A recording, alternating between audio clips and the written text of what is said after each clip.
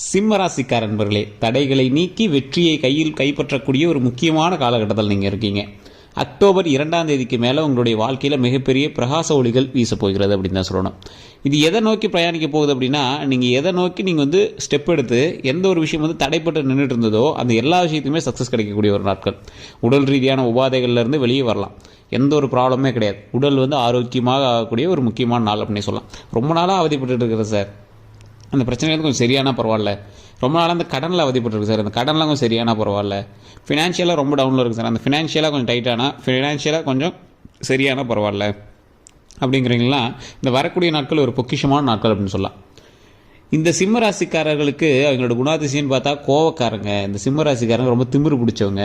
சிம்மராசிக்காரங்க எது சொன்னாலும் கேட்க மாட்டாங்க. இப்படி நிறைய பேர் சொல்லுவாங்க. சிம்ம ராசியும் சரி, சிம்ம லக்கினமும் சரி. ஆனால் இந்த சிம்மராசிக்கே உரிதான ஒரு குழந்தை குணம் ஒன்று இருக்குது. இந்த சிம்மராசிக்காரங்க என்ன அடம் பிடிச்சாலும் இல்லைன்னு கேட்டு அள்ளி கொடுத்துருவாங்க.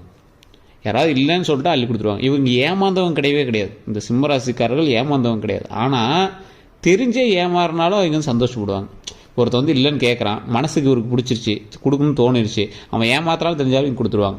இது மாதிரி நிறைய பேருக்கு நீங்கள் பாவம் பார்த்து நீங்கள் கொஞ்சம் ஏமாந்தது கொஞ்சம் அதிகமேன்னு சொல்லலாம்.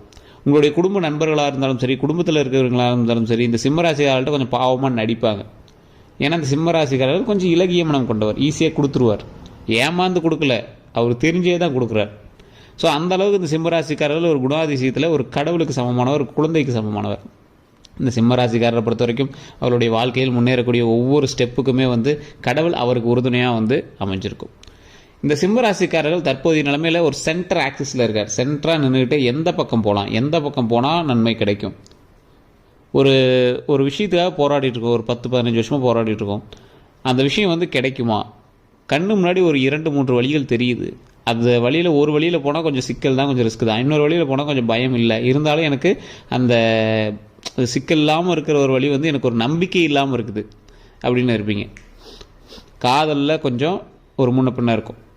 திருமண வாழ்க்கையில் கொஞ்சம் முன்ன பின்ன இருக்கும். ஸோ இந்த மாதிரி உங்களுடைய காதல் லைஃபாக இருந்தாலும் சரி, தொழில் லைஃபாக இருந்தாலும் சரி, எந்த ஒரு விஷயமா இருந்தாலும் சரி, இப்போ ஒரு கேள்விக்குறியான ஒரு இடத்துல இருப்பீங்க.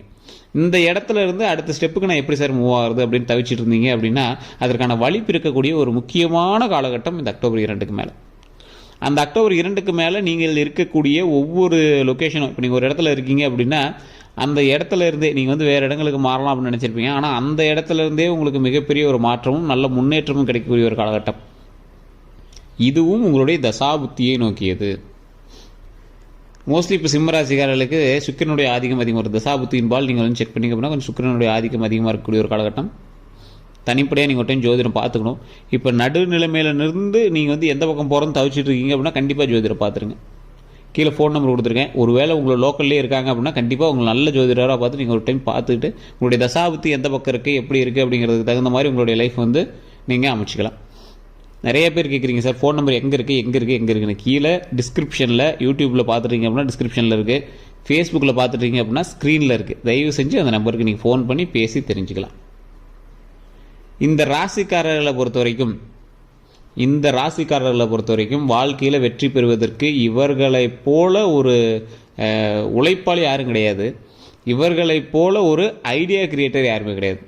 என்ன ஒன்று, டக்குன்னு கோவப்பட்டுருவீங்க, டக்குன்னு சின்ன சின்ன விஷயத்தில் ஜெர்க்காயிருவீங்க. அதனால் ஒரு எக்ஸாம்பிளுக்கு ஒரு டம்ளரில் ஒரு டக்குன்னு ஒரு அடிக்கிட்டே வரீங்கன்னு வச்சுக்கோங்க. ஒரு பில்டிங் மாதிரி பொம்மை குழந்தைங்களாம் விளையாடுவாங்கல்ல, இப்போ டம்ளரில் அடிக்கிட்டே வரீங்க. லைட்டாக ஒன்று காற்றுல ஆடும். நீங்கள் என்ன பண்ணுவீங்க, கோவத்தில் படப்படன்னு எல்லாத்தையும் தட்டிட்டுருவீங்க. உங்களுடைய கொஞ்சம் அவசர புத்தி கோவத்தில் என்ன பண்ணிடுறீங்க, சின்ன ஒரு விஷயத்துக்காக பெரிய விஷயத்தையும் கிளச்சிடுறீங்க. இது நீங்கள் உண்மை எப்படின்னா மறக்கா கமெண்ட் செக்ஷனில் பற்றி விடுங்க. அப்போ நீங்கள் கிடைக்கல அப்படின்னாலும் உங்களை பக்கத்தில் இருக்கிறவங்க தூண்டிடுவாங்க. இந்த சிம்மராசிக்காரர்களுக்கு தற்போதைய நிலைமையில் கூட இருக்கிறவங்களால கொஞ்சம் அவங்க பார்த்துருந்தாங்க அப்படின்னா ஆட்டோமேட்டிக்காக நன்மை பிறக்கும். ஸோ இந்த சிம்மராசிக்காரர்கள் வாழ்க்கையில் வெற்றி பெறுவதற்கு ஒவ்வொரு நொடியும் ஒவ்வொரு நிமிஷமும் இவங்க உழைச்சிக்கிட்டே தான் இருப்பாங்க. சின்ன வயசுலேருந்து இவங்களோட உழைப்படுத்து பார்த்தீங்க அப்படின்னா இவங்க உழைச்ச அளவுக்கு வீட்டில் யாருமே இருக்க மாட்டாங்க. அதே மாதிரி வீட்டில் இருக்கிறவங்க கொஞ்சம் உறுதுணையும் இவர்களுக்கு அதிகம். நட்பு வட்டாரங்களும் அதிகம். நட்பு வட்டாரத்தில் 50% உங்களுக்கு ஒரு 50% உங்களை காப்பாற்ற நட்பாக இருக்கும், 50% உங்களுக்கு கவுத்துற நட்பாக தான் இருக்கும். அந்த 50% கவுத்துற நட்பு, மீதி இருக்கிற அந்த 50% பேர் நல்லவங்க இருக்காங்கல்ல, அவங்க மேலே பாசம் வைக்கிறதுக்கே கொஞ்சம் யோசித்து வைக்கக்கூடிய அளவுக்கு இவங்க உங்களை வேலை காட்டிட்டு போயிருப்பாங்க. அந்த அளவுக்கு உங்கள் நட்பையே வெறுக்கிற அளவுக்கு தான் சில நண்பர்கள் உங்களை தூண்டுதலுக்குள்ளாக்கி அவங்க மேலே மரியாதை குறைவாக்கி மற்ற நண்பர்கள் மேலேயும் சந்தேகம் வர அளவுக்கு அவங்க வந்து நடந்துட்டு போயிருப்பாங்க. சிம்மராசிக்காரர்களுக்கு ஒரு மிகப்பெரிய உறுதுணை என்ன தெரியுமா? இவங்களுக்கு குலதெய்வத்தினுடைய அருள் எப்போவுமே கிடைக்கும். இந்த குலதெய்வத்தினுடைய ஆற்றலும் அருளும் எப்பொழுதும் கிடைக்கக்கூடிய இந்த சிம்மராசிக்காரர்கள் அவங்களுடைய வாழ்க்கையில் எந்த ஒரு ஸ்டெப் எடுத்து வச்சாலும் ஒவ்வொரு நொடியுமே கடவுளினுடைய ஆசி பெற்று அந்த இடத்துல ஸ்டெப்பு போய் எடுத்து வைக்கும் போது சின்ன சின்ன தடங்கல்கள் அவங்க சந்திச்சே இருப்பாங்க. இருந்தாலும் ஃபைனலாக அவங்க அவுட்புட்டை ஜெயிச்சிருவாங்க.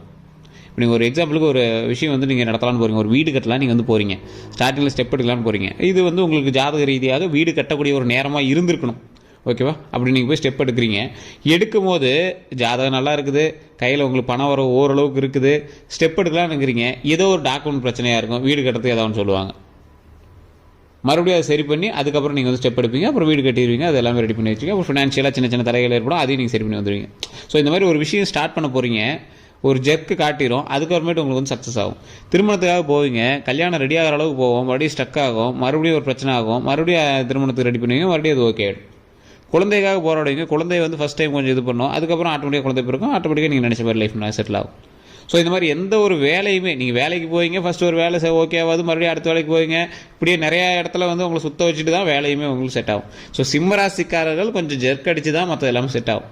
தொழில் ரீதியான விஷயங்களோட ஸ்டார்டிங்லாம் உங்களுக்கு பெரிய லாபங்கள்லாம் நீங்கள் வந்து பார்த்துருக்க மாட்டீங்க. அதனால் நீங்கள் துவளவும் கூடாது, இறங்கி ஓடவும் கூடாது, அதீத பணம் போட்டு லாக் ஆகக்கூடாது. அதுதான் மெயின் இந்த சிம்மராசிக்கு. ஸோ ஒவ்வொரு படிக்கட்டும் வெற்றிக்கான ஒவ்வொரு தூண்களாக நினைத்து கொஞ்சம் பார்த்து பொறுமையாக ஹேண்டில் பண்ணிங்க அப்படின்னா உங்கள் மாதிரி சக்ஸஸ் ஆன ஆள் உலகத்துலேயே யாரும் கிடையாது. அரசியல் பின்பலம் உங்களுக்கு அதிகம். அரசியல் சார்ந்த விஷயங்களில் உங்களுக்கு உள்ளே போனீங்க அப்படின்னா உங்களுக்கு ஒரு முதன்மையாக நிற்கக்கூடிய அளவுக்கு உங்களுக்கு பவர் அதிகம்.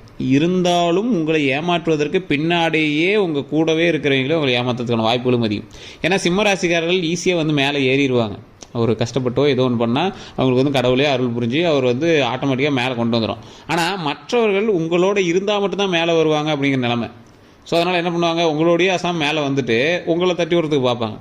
ஸோ நீங்கள் அந்த இடத்துல நீங்கள் ஒரு வெற்றியை நோக்கி பிரயாணித்து ஒரு வெற்றியை பிடிச்சிங்க அப்படின்னா வெற்றிக்காக எவ்வளோ போராடினீங்களோ அதை விட அதிகமாக தக்க வச்சுக்கிறதுக்கு போராடணும். இப்போ நீங்களுமே பாருங்களேன், ஒரு குறிப்பிட்ட இதில் கஷ்டப்பட்டு சம்பாரிச்சிருப்பீங்க, ஓரளவுக்கு வந்து சம்பாரிச்சு நிற்பீங்க, அப்போ தான் உங்கள் சொந்த பந்தம் உங்களோட நண்பர்கள் எல்லாம் வருவாங்க. நீங்கள் சம்பாரிச்சதோடு என்ன கஷ்டம் அப்படின்னா சம்பாரிச்சதை அவங்கிட்ட காப்பாற்றுறது தான் பெரிய கஷ்டமாக இருக்கும். இது வந்து சிம்மராசி மட்டும் நிறையா ராசி ஆப்டாக செட் ஆகும், ஆனால் இந்த சிம்மராசிக்கு இது அதிகமாகவே செட் ஆகும். இந்த சிம்மராசிக்காரர்கள் உடல் உபாதைகளில் கொஞ்சம் கவனம், உடல் ஆரோக்கியத்தில் கொஞ்சம் கவனம், வண்டி வாகனத்தில் கொஞ்சம் கவனம். ஸோ தேவையில்லாமல் மது பழக்கங்களோ இல்லை ஏதாவது தீய பழக்க வழக்கங்கள் இருந்துச்சுன்னா அதை அப்படியே ஸ்டாப் பண்ணிட்டு பொழப்பு பார்க்க ஆரம்பிச்சிடணும். இன்னைத்து காலகட்டத்தில் வந்து அதை வந்து அந்த கெட்ட பழக்கத்தை விட்டுருங்க, நல்ல பழக்கத்தை மட்டும் கற்றுக்கோங்க. சிம்மராசியை கெடுக்கிறதுக்கு ஒரு முக்கியமான விஷயம் அதுதான். நட்போட்டாரங்களோ ஏதோ ஒரு நட்போட்டாரங்களோ உங்களுக்கு பழக்கி விட்டுருப்பாங்க, ஏதோ ஒரு பண்ணியிருப்பாங்க. அது மட்டும் இல்லைன்னா நீங்கள் ஒரு 100% தங்கம்னு சொல்லிவிடுவாங்க.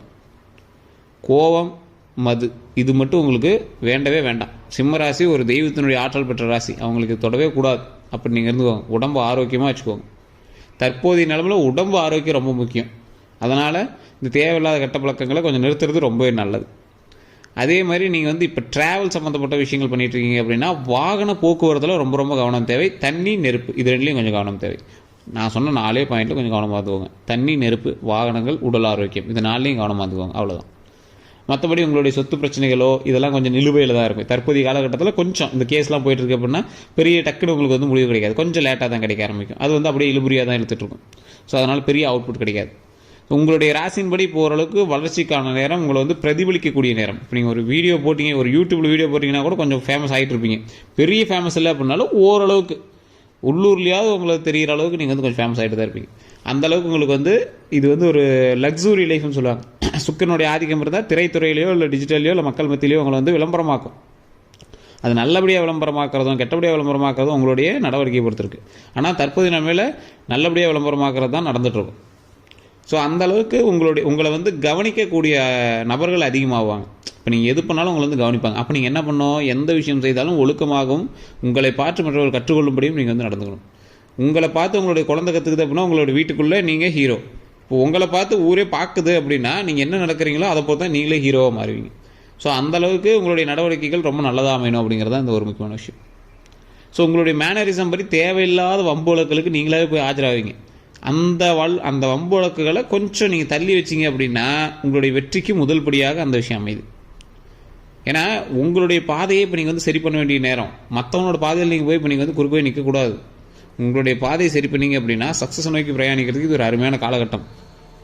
எப்படி தொழிலையும் பரவாயில்லையா இருக்குது, குடும்பத்திலையும் பரவாயில்லையா இருக்குது, கல்வி சம்மந்தப்பட்டது, வருமானம் சம்மந்தப்பட்டது, திருமண தடைகள் நீக்குவதற்கும் இது சரியான ஒரு நேரமாக அமையுது. குழந்தை பேருக்கும் ஒரு சரியான நேரமாக அமையுது. இந்த நேரத்தில் நமக்கு என்ன தேவையோ அதை தான் நம்ம வாங்கிக்கணுமே தவிர மற்றவர்களுக்கு போய் நம்ம ஏதாவது ஹெல்ப் பண்ணுறேன், அது பண்ணுறேன், இது பண்ணுறேன், அவங்க பிரச்சனையை காப்பாற்றுறேன் அப்படின்னு நீங்கள் போகக்கூடாது. ஸோ இது ஒரு முக்கியமான ஒரு விஷயமாக கருதப்படுது. தேவையில்லாத வம்பு வழக்குகளுக்கு தலையிடவே கூடாது அப்படிங்கிறது ஒரு முக்கியமான பாயிண்ட். ஸோ மற்றபடி உங்களுக்கு எந்த கருத்துக்கள் இருந்தாலும் சரி கட்டாயம் நீங்கள் கமெண்ட் செக்ஷனில் பதிவிடலாம். அதே மாதிரி தயவு செஞ்சு கீழே தான் ஃபோன் நம்பர் கொடுத்துருக்கேன், அந்த ஃபோன் நம்பருக்கு ஃபோன் பண்ணுங்கள். இல்லைனா ஃபேஸ்புக்கில் பார்த்தீங்கன்னா மேலே ஸ்க்ரீன்லேயே நம்பருக்கு அந்த நம்பர் பண்ணுங்கள். இல்லை வாட்ஸ்அப் குரூப் இருக்குது, அதில் ஆட் ஆகிட்டிங்க அப்படின்னா அதில் நம்பர் போடுவோம். அதில் நீங்கள் ஃபோன் பண்ணி ஜோதிடர்கிட்ட பேசிக்கலாம். வேறு எந்த ஒரு கருத்துக்களாக இருந்தாலும் மறக்காமல் கமெண்ட் பண்ணிவிட்டு ஃபோன் பண்ணி கூட நீங்கள் பேசி தெரிஞ்சுக்கலாம். நீங்கள் ஃபேஸ்புக்கில் நீங்கள் பார்த்துருக்கீங்க அப்படின்னா ஃபாலோ பண்ணிக்கோங்க. யூடியூப்பில் பார்த்துருக்கீங்க அப்படின்னா கண்டிப்பாக சப்ஸ்கிரைப் பண்ணிக்கோங்க. எல்லோருக்கும் நன்றி நண்பர்களே. சப்ஸ்கிரைப் பண்ணிட்டு பக்கத்தில் பெல் பட்டன் ப்ரெஸ் பண்ணி அதில் ஆல் கிளிக் பண்ணிக்கோங்க. அப்போ தான் உங்களுக்கு நோட்டிஃபிகேஷன் வந்து சேரும். எல்லோரும்